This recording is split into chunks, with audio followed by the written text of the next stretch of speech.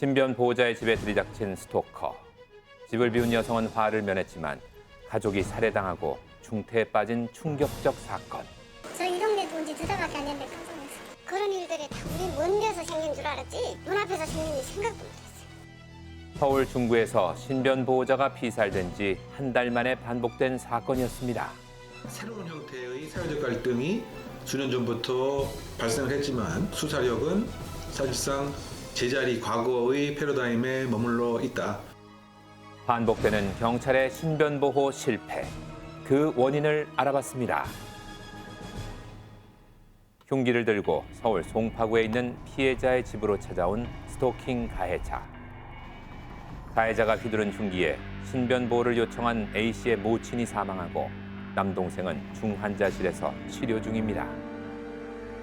바로 어제 전 여자친구의 가족을 살해한 혐의로 구속된 가해자 이석준의 신상 정보가 공개됐습니다.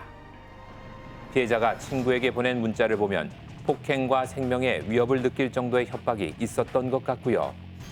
이 문자를 본 아버지는 12월 6일 경찰에 신고했습니다. 그 후 대구에서 발견된 피해자.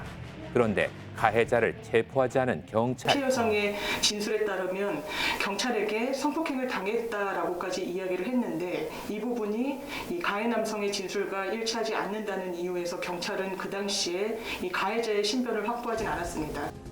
당시 출동한 경찰의 이야기를 들어봤습니다.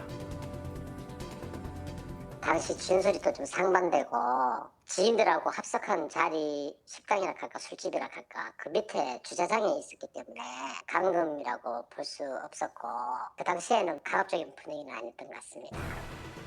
12월 7일 A씨는 스마트워치를 지급받고 신변 보호자로 지정됐습니다. 나흘 뒤 피해자의 집 근처에서 목격된 가해자. 철저하게 범죄를 계획한 것으로 보입니다. 사설업체를 통해 가지고 피해 여성의 주거지 주소지를 알아냈고 흉기도 미리 구입을 한 뒤에 끊임없이 그 주변을 맴돌면서 이 출입하는 사람들이 어떤 번호를 누르는지를 좀 알아냈다라는 경찰 보도가 있습니다. 아침부터 A씨의 집 근처에서 기회를 엿보다 기습적으로 범행을 저지른 가해자. 이 사건은 정말 막을 수 없었던 걸까요? 신변 보호에 대한 논란이 다시 커졌습니다. 경찰 책임은 느껴야지. 그걸 왜 국가에 돈 세금 줘가지고 월급 주는데 누가 뭐 한다는 거 어떻게 다 맡겠어요? 11월 19일 스마트워치의 위치 오류로 경찰이 다른 곳으로 출동한 사이 신변 보호자가 살해당하는 일이 있었는데요. 한 달도 되지 않아 또 이런 일이 벌어지고 말았습니다. 최근에 이와 유사한 사건이 빈발하고 있는데 경찰에 신고를 하거나 도움을 요청을 한 상태에서 살해 사건이 난다고 하는 것은 정부 실패, 경찰 실패라고 비난받을 수밖에 없는 것 같습니다. 경찰의 신변보호 조치로는 순찰 강화, 임시 숙소 제공 등 다양한 방법이 있는데 왜 신변보호자 피해가 반복되는지 신변보호 체계의 한계를 알아봤습니다. 첫 번째 문제는 경찰이 스토커보다 늦을 수밖에 없다는 겁니다. 신변보호라고 하는 표현이 경호원이 바로 옆에서 늘 24시간 지켜주는 것으로 생각할 수가 있는데 현실은 그렇지 않은 거죠. 경호 요인처럼 늘 있는 그런 신변보호가 아니기 때문에 상당 부분 한계가 있을 수밖에 없다. 경찰이 5분 내에 출동해도 범행을 계획하고 찾아온 스토커를 막기 어려운 것이 현실. 신변보호에 관한 신고 건수가 최근 급증했고 현재까지 약 2만 건 정도에 육박을 하는데 한 경찰서당 80회 이상의 신변보호 요청이 있는 셈이죠. 신변보호 요청 건수는 5년 전에 비해 크게 늘었지만 인력은 부족한 상황인데요. 수사관 1명당 4~5명의 신변보호를 맡고 있습니다. 상황이 이렇다 보니 위협에 노출되는 신변보호자의 가족들. 헤어지자는 말과 함께 경찰에 신고를 한 것이 가해자를 자극해 보복 심리로 나타났다는 것이 전문가들의 분석입니다.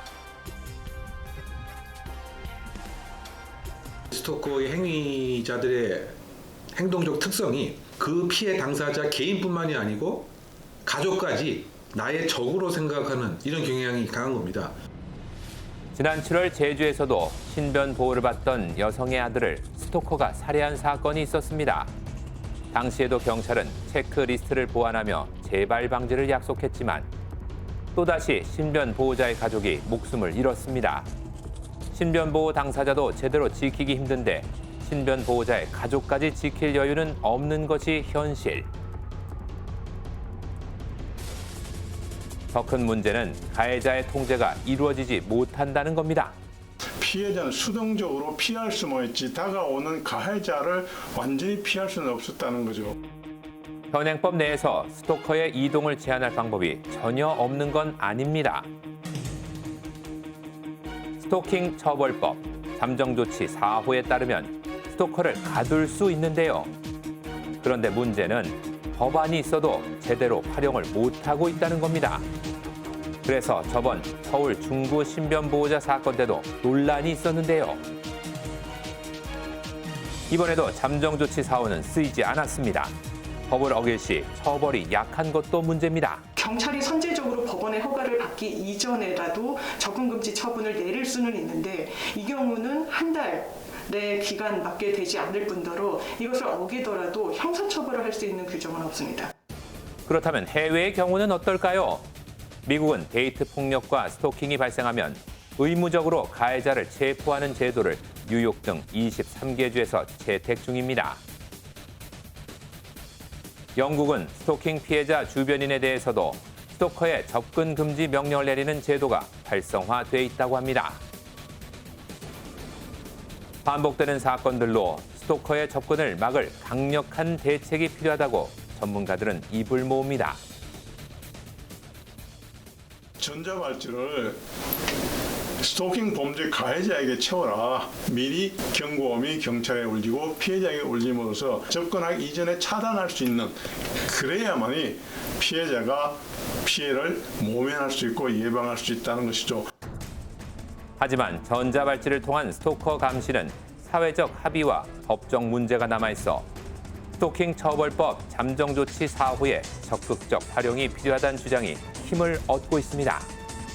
가해자를 아예 처음부터 이격시켜 놓는, 떨어뜨려 놓는 이와 같은 잠정조치 4호를 가장 폭넓게 활용하는 것이 대안이 되지 않을까 생각해 봅니다. 최근 잠정조치 4호를 활용해 피해를 예방한 사건이 늘어나고 있습니다. 이 순간에도 고통받고 있을 스토킹 피해자들. 이들을 위한 신변보호 체계의 개선이 시급합니다.